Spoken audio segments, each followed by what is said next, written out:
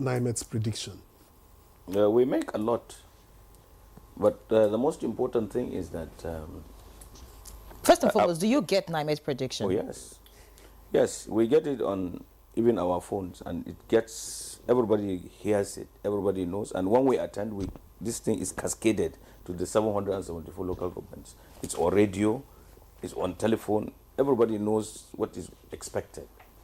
I mean, we have said this time and again here, and we have done some radio programs everywhere and mentioned it. But what we have done is, now with this early warning prediction, it prepares us to make choices even on the seed types that we will plant.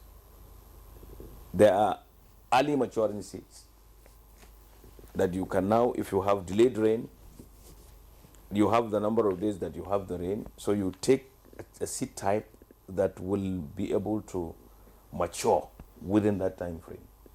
If you make the wrong choice and you don't plant because there is delayed rain, you will not be able to harvest anything. So this information is very, very critical.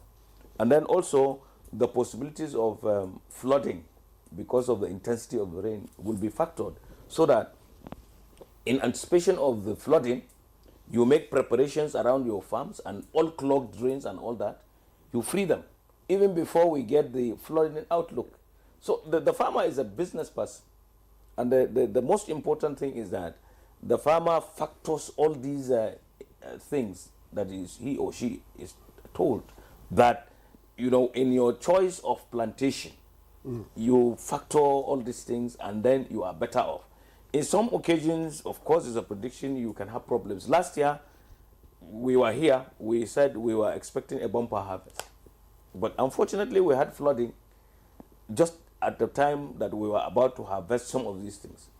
And then we found that some of these flooded areas had crops that even began to germinate because of the level or intensity of the rains. And we saw that we lost food due to flooding. So the farmer will not get money if he or she does not bring the crop to the market to sell. So these are very, very important, and we have to go out of our way to really get this information. But now it is in the public domain. What I would want the GM to emphasize is that while we have this kind of meeting, and while you have stakeholder meetings, and while you even have the unveiling of the thing, we should look at all the areas and explain them thoroughly well. We don't make references. You know, if you make references like Madam said, not everybody will be able to read the document. Not everybody will be able to even understand the document. And it will be very tedious to go from chapter 1 to chapter 6 for a farmer who is generally unlettered to appreciate it. But if the canonical points are made clear, then everybody will know that, look, this is what we expect in Faskari, for instance, during the wet season period.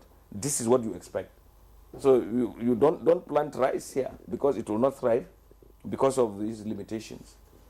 Plant maize or guinea corn, or millet or something. So you make these choices. This is what happens all over the world.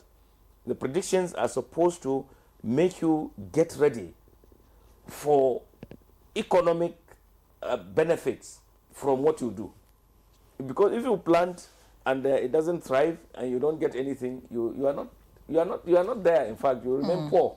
So the information that we have is to us, the farmers, and we must pay attention to it and factor it in all the things that we do. And we have time and again told farmers that what the farmer is doing today is business. You are not just planting or developing your farm for subsistence. In fact, most farmers are saying these days they are getting value for what they produce. But you complain about price hike and all that, whereas the farmers are talking about getting benefit for what they plant.